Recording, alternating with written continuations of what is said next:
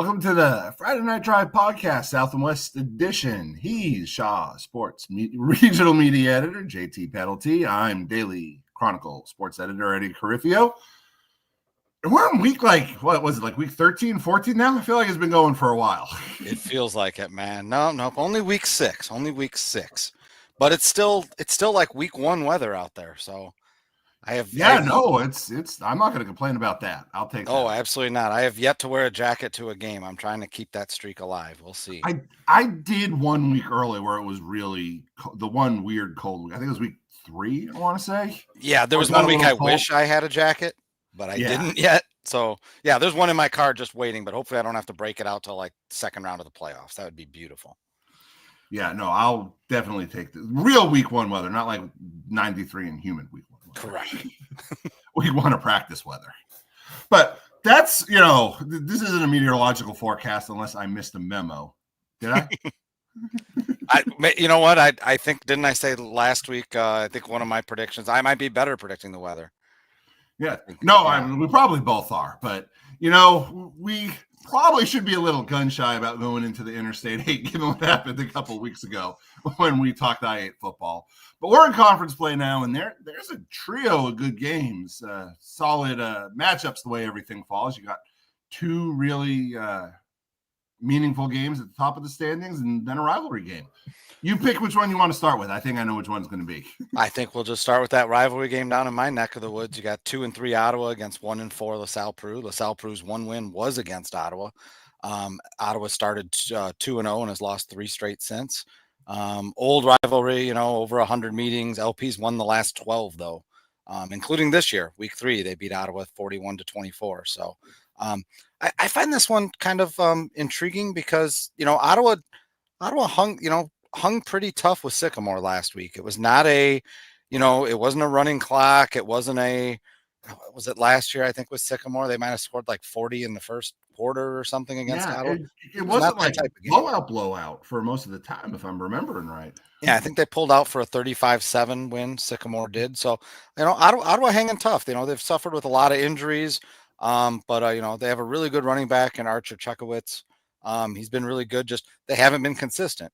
As a team, drive to drive, they've done some good things, but they haven't been able to do it play after play, drive after drive, quarter after quarter against good competition. And I think you could say the exact same thing about LaSalle Peru. LP, they have a great quarterback, Marian Persic, who's done some great things this year. But, as a team, and even he, I think, would say himself, consistency, being consistent, play to play, quarter to quarter, game to game, just has not been there for LP. And that's why they find themselves 1-4 right now. It's getting to that point of the season, especially with what's waiting both of them on the I-8 schedule still, playoffs it's still possible, but it's a long shot. But now you're playing for, you want to beat your arch rival. You want to do that. Both these defense giving up more than 30 points a game. So maybe a bit of a shootout in this one, Eddie. Yeah, see, I was going to talk about Ottawa's defense. I mean, I know it's lending itself toward being higher scoring like that when you look at, obviously, each team with a pretty good offensive weapon. But if you're looking for a path to Ottawa, for Ottawa to win this game, I'm looking at it, and it's going to be their defense, I think. Because, I know 35 points seems like a lot, but Sycamore, can put up points. They've showed potential this year, even though they've been in the mid-20s. And again, they kept them low for a while. And they did that without Chechowicz really doing anything. And they stymied him the whole game, and the defense kept going back out there and, not in doing enough to keep it close for a little bit. So, you take that and expand it against the LaSalle offense. Now, granted, obviously, we've talked about Persic plenty. But, I think that's, you can see the path for Ottawa to get the win at least. I do think the Cavaliers come out on top in this one, but like I said, I don't have to squint super hard, to maybe see Ottawa getting this win. I think history supports what you're saying too, Eddie. I mean, last year LP blew out Ottawa 33-0 in their first meeting, and their second meeting it was 14-7. So it could be lower scoring. Defensive seen what the other team likes to do. And I think it could be close. I think everything bears that this will be a closer game than the first meeting, which ended up 41-24. Rivalry game, check. Where are we headed next? How about Rochelle Morris? Another big Interstate 8 game. Rochelle 3-2, 1-1 in the I-8. Morris comes in undefeated. Obviously, if they're undefeated on the season, they're undefeated in the I-8, 2-0. Rochelle had a little mini losing streak there, a couple games. They kind of snapped out of it by handling LP last week. If we remember last week, this was one of the ones where we said this was one of our eye-popping ones last year when Rochelle beat Morris somewhat handily. Do we think that happens again this week? I don't know.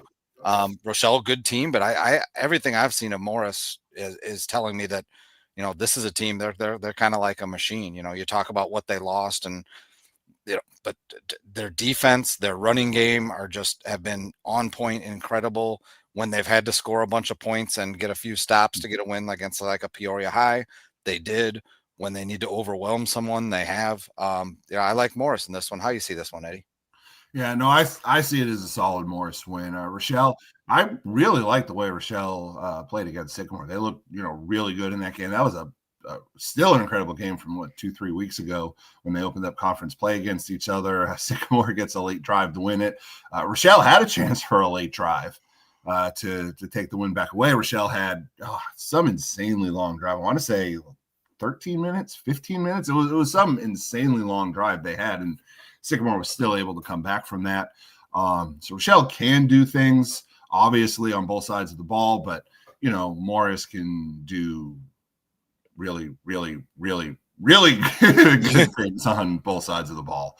So, like I said, I like this Rochelle team, but, I think this is Morris's game, and I think it's, not like blow up, but one of those. It's in, it goes back and forth between maybe 2 and 3 scores for a while, and then maybe Morris puts on the gas. Yeah, I think this says. I think this will be a very good matchup. Obviously, 2 of those 4 teams that we talk about that are always kind of in the hunt for this conference championship. So, I look forward to this one. And of course, we only got one I-8 game left since the I-8 is 6 teams. Yeah, and this is.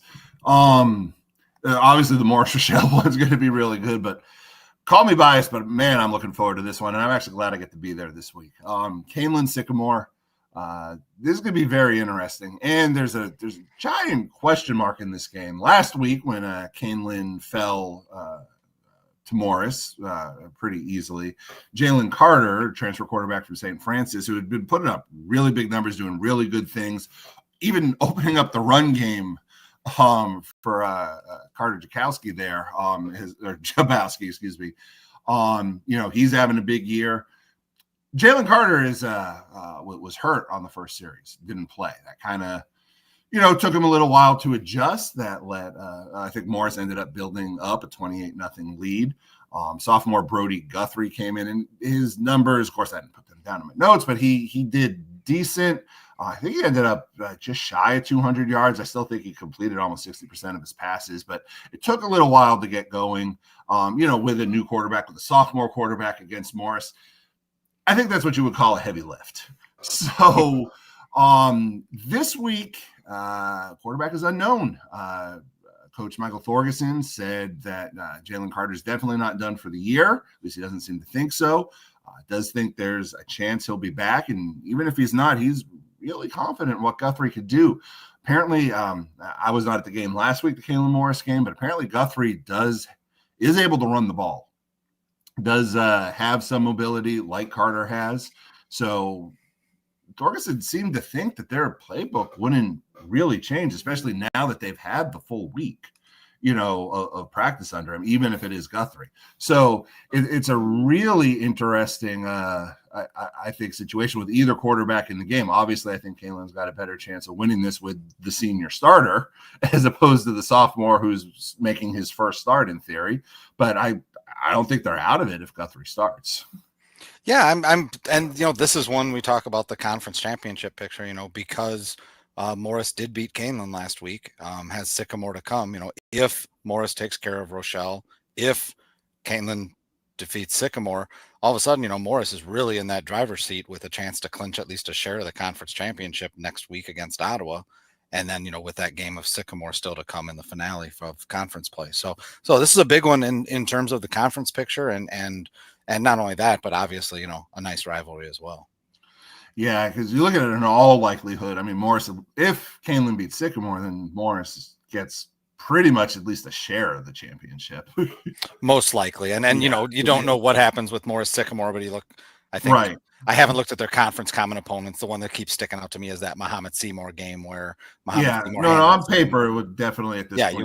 You would think Morris would be in really great shape, and then Morris has that week 9 game against a Michigan team. So if things played out that way, great chance for Morris to get not only the conference's automatic bid, but also maybe a top seed in the playoffs with a great chance to, go 9-0. But, first they got to take care of Rochelle, Ottawa, and Sycamore before that game against the Michigan team.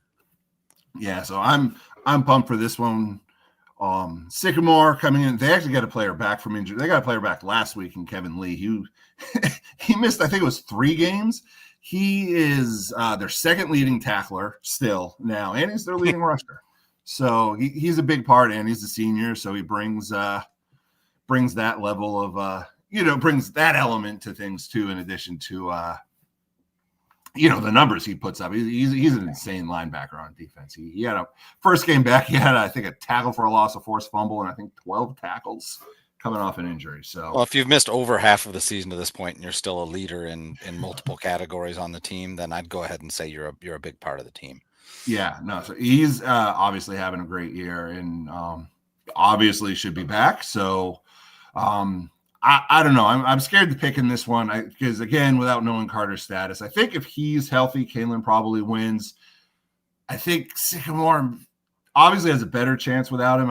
I would probably call Sycamore a very slight favorite if Guthrie was playing, but either way, they're going to be whoever the starter is for Kaneland. This is going to be a really close game that either chance. I'm not going to be surprised by literally any outcome of this game. Yeah, should be a great week of matchups in the Interstate 8, and now would be a great time to bring on, now that we're leaving the Interstate 8, to bring on Sam Ramirez, our cohort who works with Shaw Local Radio. Sam, how you doing, man? JP, Eddie, how are you guys? More than halfway through the high school football season, so it is flying by, but doing well today. Excellent, and I know you've got a big game. We talked about in the Interstate 8 conference here, we have a lot of really big matchups, intriguing matchups, but this point of the year, you don't have a lot of undefeated versus undefeateds left. But you've got one of them right in your neck of the woods. Yeah, Byron Dupek. And again, next year, we've mentioned this before, this would be a big Northern Conference game, but this is actually a non-conference game here in 2025. And as you mentioned, both teams are undefeated. And you're right, when you get to this point of the season, you don't see many, matchups with teams that are 5-0. And definitely, I think, at least in our neck of the woods, my neck of the woods, this is a game of the week. You look at Byron offensively, just clicking on all cylinders. I wrote down a couple of stats here. Caden Considine, and I know you guys are familiar with him, 18 carries for 10 touchdowns this year, 326 yards, and he also has 24 tackles, 12 solo on defense. When he is healthy, he brings so much to that Byron Tigers team. He did miss a game earlier this year against Oregon, was knocked out with a concussion against Dixon the week before. You look at Dupek, and they're a team that wants to really establish the run. Their quarterback, Lucas Rosso, has carried it 11 times. He's carried it 61 times for 500 yards this year. But Dermont Dolan, really outstanding running back for Dupek, over 800 yards on 89 carries, 17 touchdowns. So I think the big key in that game, will Dupek be able to establish a run against a pretty stingy Byron Rush defense? I just want to point something out really quick. Those stats, I saw those two. I thought those are just from the last 2 games for Considine. That's just what he's done in the last 2 games. Is it okay? Those were his season stats. That's just what he's done in weeks 4 and 5. Jeez, yeah, incredible. So, Even if it is the last 2 weeks, it's incredible to see 10 touchdowns on just 18 carries. Yeah, that was because I had saw that. It actually came from his Twitter feed, is where Yes, I it saw did. it. Some highlights that he had posted. Insane. I mean, for season numbers, 18 carries would be a little low, but they win it 50-0 every game. You could buy that, but it's right. 18 carries and 10 touchdowns is nuts over any stretch. Sam, I don't get to rub shoulders with Duran Pecatonica very often, but a couple years ago, 2024 season, I think they were a late ad. They came down to Seneca for a Week 9 game, which was an absolutely fantastic matchup. Fantastic, but that was when Cooper Hoffman was still the quarterback for Dupac, and man, he was impressive. I mean, one of the more impressive, when I say all-around performances from a high school quarterback, throwing on the run, knowing when to scramble, running the clock, moving his receivers, just a fantastic. It seems like the Lucas Rosso. I don't know if he's at Cooper Hoffman's level or not, but he's been obviously fantastic. Stepping into that role. There's two quarterbacks, and I've been doing this for over 30 years. There's two quarterbacks in our area that I've been in awe. A guy by the name of Garrett Barnes, who was at Bureau Valley, ended up playing at Syracuse and NIU. And then, of course, Cooper Hoffman. I got a chance to see him a couple of times. Oregon played them in the playoffs. And you want to talk about a quarterback who could do everything. And that's what Cooper was able to do with Dupac. I went up there for a playoff game a couple of years ago, and Oregon lost 34-0, and Cooper did it all. His dad was the head coach. Rosso does remind me a little bit of Cooper. He runs the ball well, has only thrown it, I believe, 18, 19 times this year, but when they need him to throw and when they need a big pass, he does come up with the big play. So, yeah, I could see where he's maybe a product of the system and has done a great job for the Rivermen this year. Yeah, it definitely seems like the rushing stats are a little bit more there, but when you have to throw and you can make the throws, that's a lot of people will have, if you have your NFL comps. I remember early in Lamar Jackson's career, people said he couldn't make throws or he didn't pass enough or this or that, but every time they needed to throw, except in the playoffs, but every time they needed to throw to win a game, he would make it. And so sometimes that efficiency in those big situations when you throw is way more important than being able to sling it all over the place. But I think if Dupac wants to beat Byron tomorrow night, I think it's going to come down to Rosso's going to have to make some throws because Byron is very tough to run on. So, it might come down to Rosso having to make a couple of plays in the air, maybe on Friday night. Yeah, no, I like Byron in this one, obviously. Dupac, it's nice to see they haven't fallen off like at all, losing a player like Hoffman. I got to see him last year against GK, and I probably shouldn't say the score. We should probably beep it. It was, I think they might have, I'm pretty sure they had like 60, and they might have been pushing 70. It was a really loaded offense. Hoffman, obviously, as good as advertised. It's good to see them come in 5-0. This is intriguing, but I kind of like Byron in this one. Considine, man, I just got to be one. He's hands down the best small school player in the state, and you could probably argue he's maybe the best player not named Jonas Williams in the state. That's fair to say, yes. Close to it. And I'll tell you, if you guys ever been to Pecatonica for a football game, it's a smaller it's an atmosphere. They got a nice stadium, I should say, a small town. But man, you sit there on the home side, and they got the barn that sits. It truly is a small town, and that place is going to be packed. Byron making the 20-25 minute drive up there. That place is going to be packed and rocking Friday night. Yeah, it's one of the. I'm trying to think of the right adjective. Coolest? I was going to say one of the coolest places I've covered a high school game. It's like you different, said, the atmosphere. It's just something. It looks like a small and corn, so which is always great. Right. I think before we move on to another game up in your neck of the woods, Sam, be a great time to take a break. We'll be back in a minute.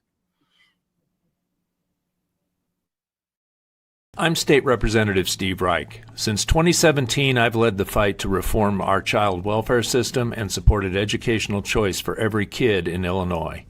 I've worked to stop the collapse of our public pensions while standing up for businesses that are being crushed by crippling mandates. And I've never forgotten who pays the bill. The work isn't finished, and as I run for re-election, I'm asking for your support. I'm Steve Reich, and I approve this message.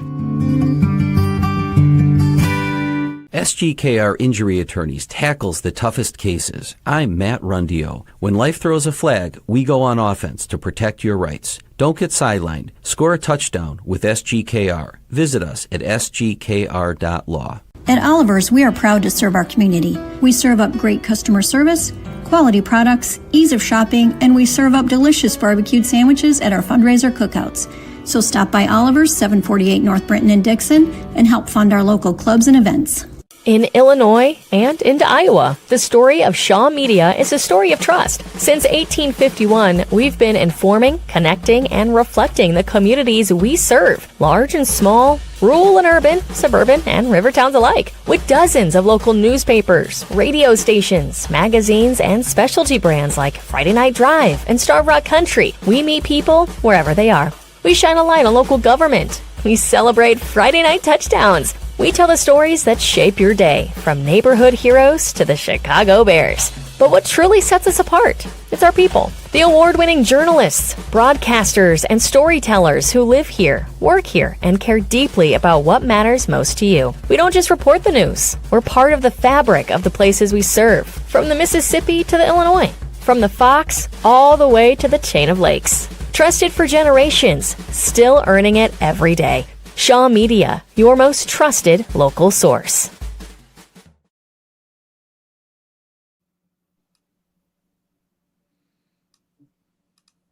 And okay, so we're moving on. I think we were surprised me there. I was like, whoa. Well, Sam, I know there's another one you wanted to get to, and that's Stillman and Dixon. You know, guys, Dixon, again, as I broadcast the Oregon Hawk games on 95.7 The Rock last week, Oregon welcomed Dixon to the Landers Dumas Field game. But no, I just wanted to point out Dixon a little bit. 56-0. They beat Oregon last week. It was a running clock, dominating Dixon win. And, you know, I knew Dixon was good. I didn't realize they were that good. That was one of the best defenses that I've seen in quite a while.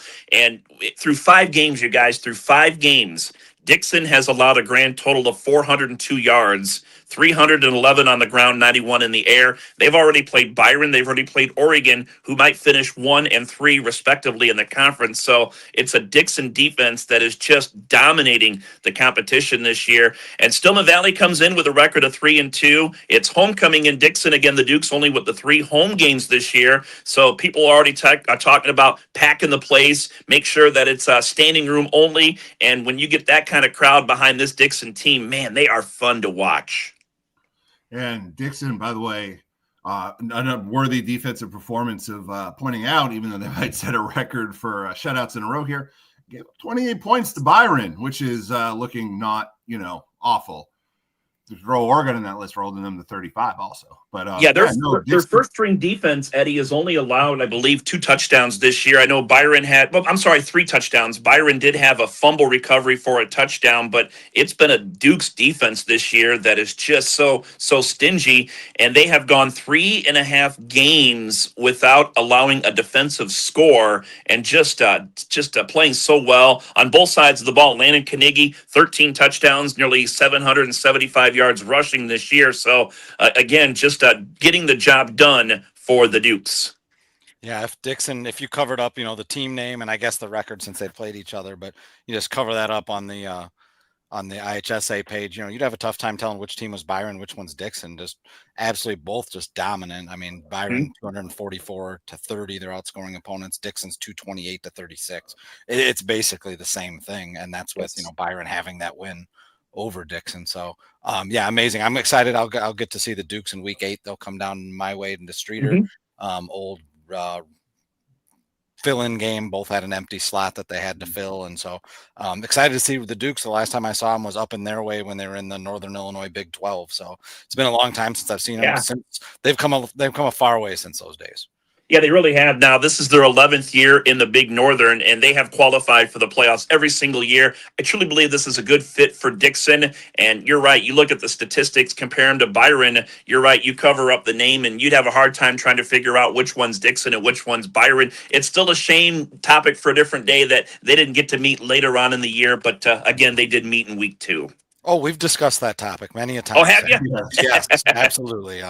Some puzzling things, even statewide. I know, Steve Susi talked a few times about it, boy, why are they playing this game here? And why is this matchup now? And some kind of puzzling moves, but I guess, you know what, you don't know year to year, you have your assumptions on how teams will be, but you have teams break through too. That's part of the fun of it. And nothing wrong with a really good game in week 3, or in this case in week 6. Give the IA credit for scheduling more Sycamore as the last conference game every year for the past I think since they separated from the KRC. Yeah, So they know what credit they're them doing. for that. Eddie, you are the grand secretary of our Eliminator picks. How are we doing? Well, we are all still alive. Eddie, JT, and guest this week represented by Sam. Guest first. Seneca over Dwight. That was the pick for. Was that Kevin last week? No, that was who was on last week. I didn't write down who it was. We have Rob talking Morris, Rob Osterley. Yes, it was Rob Osterley talking Morris last week. He went with Seneca over Dwight, and I was like, Dwight got something to prove. And this one, maybe Seneca's probably going to win, but it was a bold pick. It wasn't. 50-17 Seneca. So Rob, Dwight did lead 3-0. Okay, well, for a brief while, I was looking like a genius, which is Rob was biting his fingernails off, I'm sure. So, Sam, what you got to keep the streak going? Well, it kind of gives me a chance to highlight the Sterling Golden Warriors, and I got them beating Rock Island Ulman. Guys, in week 4, Sterling was 1-2. They were down 21-3 right before halftime at 3-0 United Township, on the verge of really falling to 1-3. They scored a quick touchdown right before halftime, changed what could have been their season. That might have been a touchdown saving moment for them, as Sterling would outscore United Township 46-7 the rest of the game, and then last week shutting out Galesburg 48-0. It feels like Sterling is on the right path, and I got them beating Alleman on Friday night. I like that pick. JT, last week you went with, in your own backyard, angering up the blood of people in your backyard. You went Sycamore over Ottawa. We talked about that one. Your streak's still alive. What do you got this week? I'm going to try and make people in my backyard happy, Eddie. I'm going to try and make them happy. I'm going to do an 8-man game. I'm going to take Flanagan Cornell Woodland over West Prairie Southeastern. 8-man game. I covered Flanagan Cornell Woodland FCW to its friends. I covered them last week at Woodland's homecoming. They have 2 homecomings because they have 2 home fields. And just an impressive effort against a Ridgewood team that FCW had never beaten since joining the 8-man ranks. Just a really close competitive game where every play was competitive. Every drive was competitive, but it seemed like whenever a play needed to be made, FCW was the team that made it and pulled away down the stretch for a convincing victory. Just did not waste a possession, didn't waste a play, didn't waste a chance. So I really like that. Seeing that out of FCW, it gets them to, above 500 coming to this home stretch when things soften up a bit in the schedule, including against this winless West Prairie Southeastern team. So it's their homecoming this week, but I think they're going to leave homecoming game unhappy. FCW is my pick. How about you, Eddie?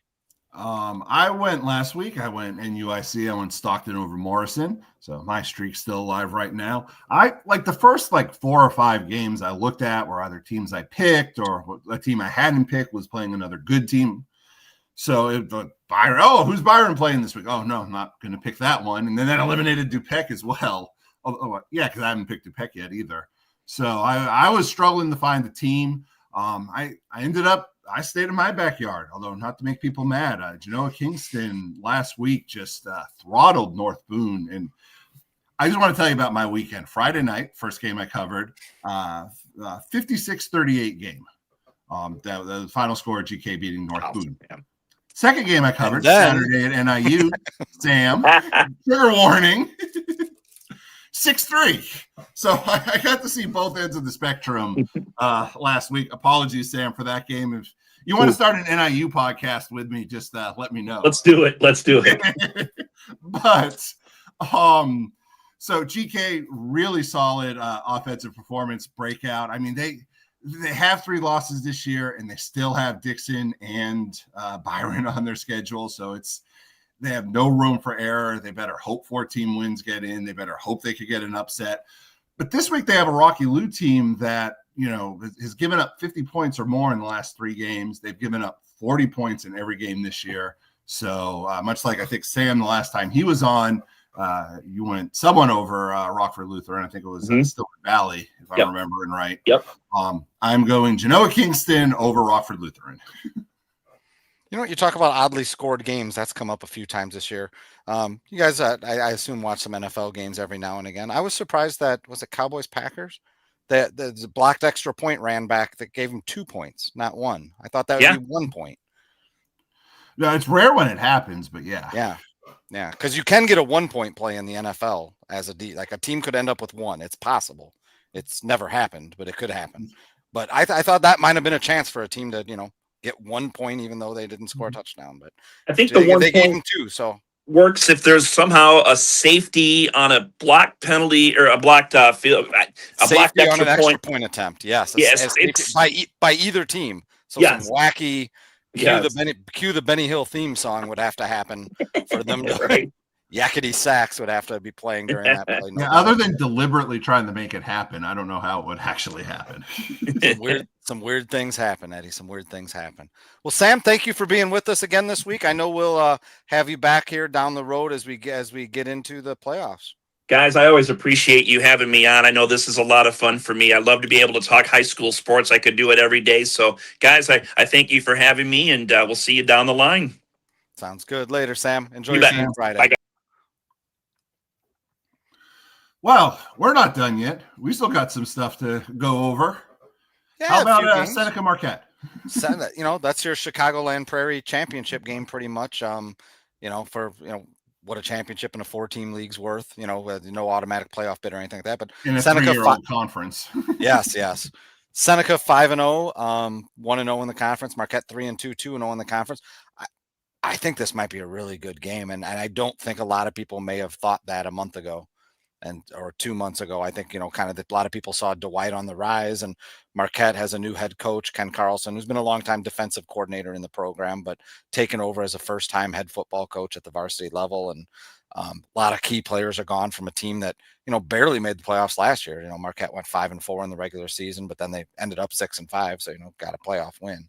But, Marquette's sitting here at 3-2, and you're like, oh yeah, it's another year like last year. Those losses are to very high quality teams. I mean, they lost a close game to Aurora Christian, which is 3-2, and Aurora Christian, both its losses are to currently 5-0 teams. And that other loss was like your NIU game last week, and I think 9-6 to a small school state champion from Wisconsin, Edgar. So, there were touchdowns in the 9-6. Yeah, I'm assuming there were touchdowns. Yeah, I don't think it was 9 field goals, but 5 field goals. But yeah, I don't know. This is, I think this might be as the makings of being a really good game. I think Marquette's exceeding expectations, and Seneca is just living up to expectations. Doing exactly what you think. That game against aforementioned Genoa Kingston back in week 4 is really the only close game Seneca's had.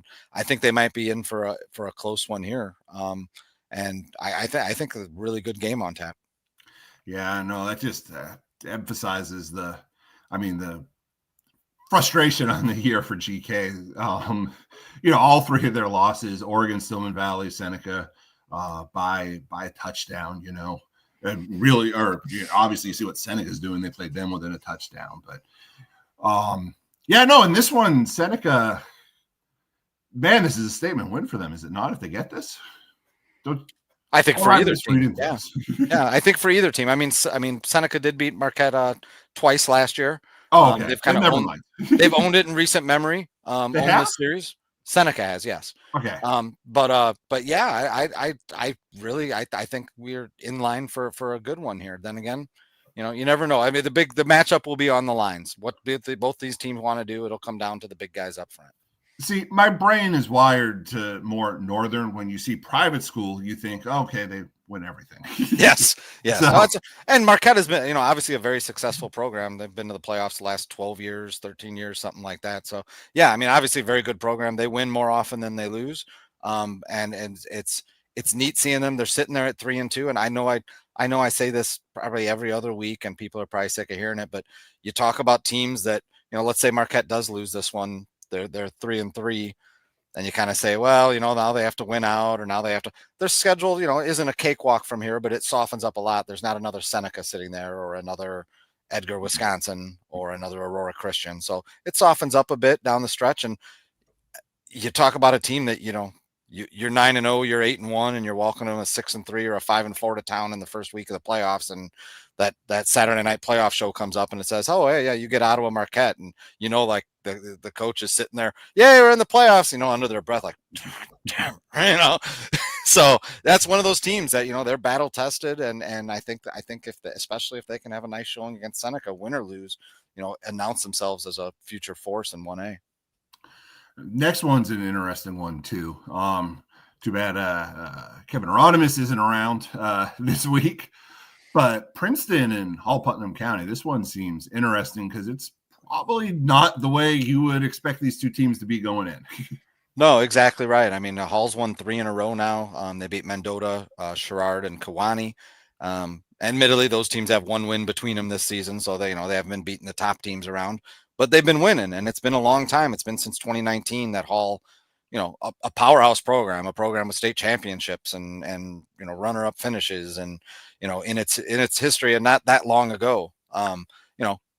It's been a long time since they've been above 500 this late into the season, since 2019. They're doing it with their defense. Hall's allowing 16 points a game.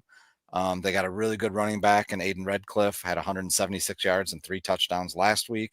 And for Princeton, coming in at 2-3 with only 1 on the field win, coming off a loss. It's been a long time since we've said this, Eddie, but they kind of need this one, right? Yeah, I mean, no one wants 4 losses this early in the season. Those are air quotes. This early in the season. It's really weird to see Princeton in this situation. I mean, you got to wonder how much they're able to circle the wagons and come away with this win. I would lean toward picking Princeton in this one. Probably. Do you remember the FND official pick in this one? Yeah, I believe it's Princeton, and I think that's what most people expect. Yeah. Nobody in Spring Valley or Granville, I'm sure, but I think Princeton's got to be your favorite in this one. They've got the history, the pedigree, and they play. They have 3 losses. They have 3 losses to 3 really good teams. And kind of like I said with Marquette, the schedule softens up a bit down the stretch for Princeton here. But yeah, like if you lose this one, you're all of a sudden, if you're Princeton, you're in we have to win out to make the playoffs type scenario. And it's awfully early in the season to be in a we have to win out scenario. I don't think that'll happen to Princeton this week, but I definitely thought Hall Putnam County was worth a mention because, it's a once mighty program that maybe is kind of building their way back up. And it's nice to see. Yeah, it'd be interesting to see if they could get to 5 this year. I'm not 100% sure what the back end of their schedule looks like, but it would be good to see if they could grab 2 more wins in these last 3 games here. Yeah, for sure. And I think that'll be a really good one. Kevin Hieronymus will be covering that one if you want to follow along. I like Princeton, but I thought Hall definitely deserved a shout out on here for being above 500 as we're talking week 6 football. Yeah. Worst case scenario, after next week, they'll still be at 500. So talk about the final 2 games. Yes, and talk about another team that's kind of on the rise, perhaps. Reed Custer's 2-3, going to the Illinois Central 8. Reed Custer 3-2. This one intrigues me, Eddie. I like what Reed Custer is doing. They have wins over Harvard and Streeter. Again, not world beaters exactly, but they also have a couple nice performances where they hung with teams. More better than they have in recent years. Piatone absolutely needs this one to get on the doorstep of the playoffs. They still have Coal City, Mantino, and Herscher left. That's a remaining schedule after this. So, you're talking about, that Herscher team has kind of put itself in that conversation in that second tier of the ice. So that you don't want to go into that one saying we need to win to get in the playoffs. And to avoid that, Piatone almost has to have a win here against a Reed Custer team that's also on the rise. So, and the other thing about Reed Custer, 2-3, I don't know if anyone's talking playoffs in Braidwood yet. Might be a little premature, but they have that 2-3 is basically 3-3 because week 9 on their schedule is Lyle, which is not fielding a varsity team this year. So basically Reed Custer sitting there at 3 wins. And if they could get this one, all of a sudden they're kind of knocking on the door saying, hey, we have a chance to get in the playoffs. What do you like in this one? I think you got to pick Piatone. They're a perennial playoff team. But Reed Custer at home, building excitement in the program again. It wasn't that long ago that Reed Custer was, beating the crap out of just about everyone with a, really special group of athletes that they had, a couple of really special classes back to back that they turned into, the best years in program history, or certainly among the best years in program history. So it'd be nice to see Reed Custer kind of build that excitement back in their program, and I think they're on the right path. That said, been a while since they beat Piatone since those days, and I like Piatone's chances. Well, I think that's week 6, right before week 7 next week. Can't wait. I'm really excited. I know you've got a great one this week that you're excited for. Did you give us a pick in that, or are you still kind of if this person plays if? Yeah, I mean it's tough. Lord, yeah. I think Jalen Carter makes enough of a difference for Caneland that if he plays, it's going to be close throughout. I'd have a hard time picking it, even with Jalen Carter playing for sure. It's like I said, I'd probably be going Caneland, but really, Caneland, it would be nice to see them for the success they've had in the past few years to be able to break through, against someone in that Morris Sycamore Rochelle group. Mm-hmm. But to just program wise for them, but I don't know. It's going to be such a game. That was a lot of blah blah blah blah blah. Nope, I followed you. I'll be at Streeter's homecoming. They host Herscher, another Illinois Central 8 game. Herscher, that, as we mentioned, one of those teams that's kind of on the rise and people going. Also, Streeter head coach Jay Sloan going against the team he was an assistant coach for last year. Last year, that game was amazing. I think it was like 60-mile-an-hour wind gusts in Herscher. It was that, if you remember, it would have been around week 6-ish, 7-ish. If you remember, I think it was the whole state was crazy like that week. With wind, but a great game. I think Herscher got the wind in the fourth quarter and kicked a 40-something yard field goal as time expired to win by 1 or 2 points. Just a fantastic game. I'm hoping I get a close one like that again tomorrow night. I hope so. Plenty of coverage around, not just these games. I don't know how many we're covering. It's at least 40 every week on FridayNightDrive.com. Obviously, that's where you can also, or on our YouTube channel, check out the live show with Matt Rodewald and Steve Susi. I very highly recommend that show, not just because if my game ever finishes on time, you can see my face yapping at you for a minute and a half. So that is week 6.